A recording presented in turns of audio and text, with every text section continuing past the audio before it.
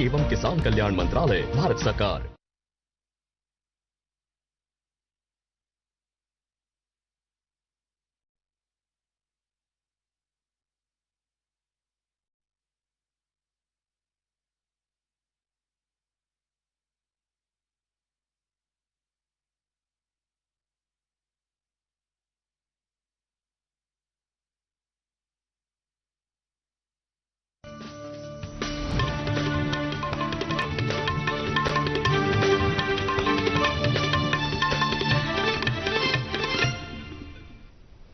आदाब नाजरीन, पेश है कुव्वत समात से महरूम अफराद के लिए खबरों का बुलेटिन।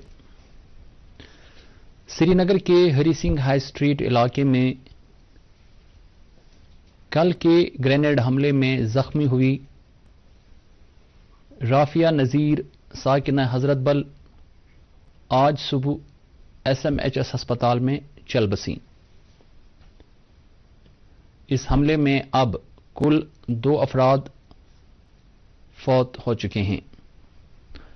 वाज़ेह रहे कि इस ग्रेनेड हमले में 34 के करीब अफराद जख्मी हुए थे। जख्मियों में से फोर्सेस का एक एहलकार भी शामिल है। कल मरने वाले शहरी की शिनाख्त मोहम्मद असलम मखदूमी साकिना मखदूम मंडव शहरी कलाशपोरा के तौर पर हुई है। उन्हें कल शाम अपने आबाई मकबरा वाका मलखा श्रीनगर में सुपुर्द खाक किया गया। मरहूम का चहर्रुम जुम्मे के रोज अंजाम दिया जाएगा।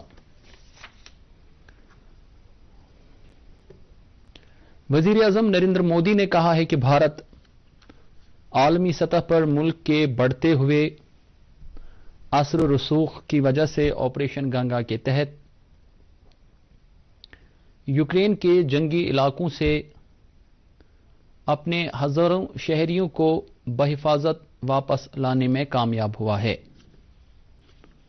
उन्होंने न्यू इंडिया के एतमाद को उजागर किया और कहा कि भारत दुनिया की सबसे बड़ी मईशतों में से एक है और यहां दुनिया का तीसरा सबसे बड़ा स्टार्टअप इकोसिस्टम है।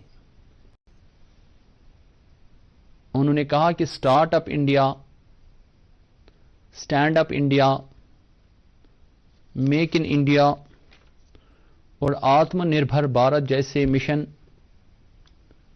हम वतनों की उमंगों की नुमाइंदगी कर रहे हैं। वजीर आजम ने कहा कि आज का भारत जिद्दत तराजी कर रहा है और वो पूरी दुनिया को असरअंदाज कर रहा है। उन्होंने कहा कि भारत उन शोबों में आलमी रहनुमा के तौर पर उभरा है जो पहले पहुंच से बाहर समझे जाते थे। दिफाई शोबे के बारे में वजीर आजम ने कहा कि भारत जिसे दुनिया का सबसे बड़ा दरामदकार माना जाता था, अब दिफाई बरामदकार बन रहा है। उन्होंने कहा कि मुल्क में 2 बड़े दिफाई कॉरिडोर बन रहे हैं जहां मुल्क की दिफाई जरूरियात को पूरा करने के लिए जदीद हथियार बनाए जाएंगे। यूक्रेन बहरान के तनाजुर में ऑपरेशन गंगा के तहत 1 दर्जन से जायद परवाजों के जरिए भारतीय शहरियों को वतन वापस लाया जा रहा है। एक खुसूसी परवाज के जरिए भारतीय मुसाफिरों का एक ग्रुप कल सवेरे मुंबई पहुंचा। इस परवाज के जरिए रोमानिया की राजधानी से 182 अफराद वतन वापस आए हैं। मरकजी वजीर कपिल पाटिल ने हवाई अड्डे पर उनका खैर मकदम किया। अक़वाम मुत्तहिदा की सलामती कौंसिल आज एक हंगामी मीटिंग मुनक्कद कर रहा है। यह मीटिंग यूक्रेन में इंसानी हमदर्दी को दरपेश बहरान के सिलसिले में मुनक्कद की जा रही है। اقوام متحدہ میں فرانس اور میکسیکو ایک قرارداد کے لیے کونسل کی منظوری حاصل کرنا چاہتے ہیں۔ یہ قرارداد یوکرین میں انسانی ہمدردی کا کام بلا رکاوٹ جاری رکھنے سے متعلق ہیں۔ اس میٹنگ کے بعد یوکرین میں انسانی ہمدردی کی صورتحال پر قرارداد کے ایک مسودے کے بارے میں صلاح مشورہ کیا جائے گا۔ زرعی یونیورسٹی کشمیر کے شالیمار کیمپس میں کل سے 2 روزہ 7واں کسان میلہ شروع ہوا۔ اس میلے کا افتتاح لیفٹیننٹ گورنر کے مشیر فاروق خان نے کیا۔ انہوں نے فیلڈ عملے کی ستائش کرتے ہوئے کہا کہ ان کی کوششوں کی بدولت ہی وزیر اعظم کا کسانوں کی آمدنی دوگنا کرنے کا خواب پورا ہو رہا ہے۔ اس میلے میں زرعی، باغبانی، سیریکلچر، پشو پالن، فشریز اور ایگریکلچر انجینئرنگ سمیت مختلف اسٹال لگائے گئے ہیں۔ میلے کی افتتاحی تقریب پر یونیورسٹی کے vice chancellor professor Nazir Ahmad اور دیگر کئی افسران بھی موجود تھے۔ اتر پردیش میں آج اسمبلی انتخابات کے 7ویں اور آخری مرحلے میں 9 ضلعوں کے 54 اسمبلی حلقوں میں ووٹ ڈالے جا رہے ہیں۔ ووٹنگ کا عمل خوش اسلوبی سے جاری ہے۔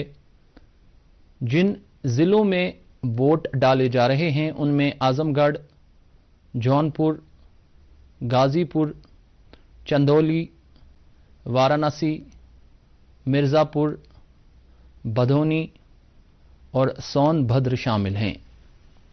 یہ ضلع ریاست کے پوروانچل خطے میں آتے ہیں۔ آج کے مرحلے کے لیے کل 613 امیدوار چناؤ میدان میں ہیں۔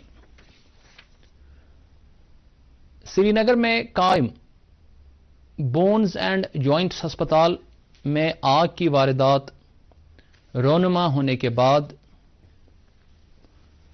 اس صورتحال کے مدنظر JLNM ہسپتال ریناواری سری نگر، ضلع ہسپتال پلوامہ، ڈسٹرکٹ ہاسپٹل کلگام اور کپواڑہ و سوپور کے سب ضلع ہسپتالوں میں آج سے 24 گھنٹے آرتھوپیڈک سروسز دستیاب کرائی گئی ہیں۔ ڈائریکٹر ہیلتھ سروسز کشمیر نے ایک پریس کانفرنس کے دوران کہا کہ اس سلسلے میں 14 ڈاکٹر اپنے فرائض انجام دیں گے۔ مرکزی سرکار کی ایک پینل نے بوسٹر ڈوز کے طور پر سپوٹنک لائٹ ویکسین کے تیسرے مرحلے کی آزمائش کی اجازت دیے جانے کی سفارش کی ہے۔ قطعی منظوری کے لیے یہ سفارشات drugs control general of India کو بھیج دی گئی ہیں۔ مذکورہ ادارے نے بعض انضباطی شرائط کے ساتھ ملک میں سپوٹنک لائٹ ویکسین کی ایمرجنسی استعمال کی اجازت دی تھی۔ تو ناظرین، اس کے ساتھ ہی قوت سماعت سے محروم افراد کے لیے خبروں کا بلیٹن اختتام کو پہنچتا ہے۔ اگلے شمارے تک اجازت دیجیے۔ خدا حافظ۔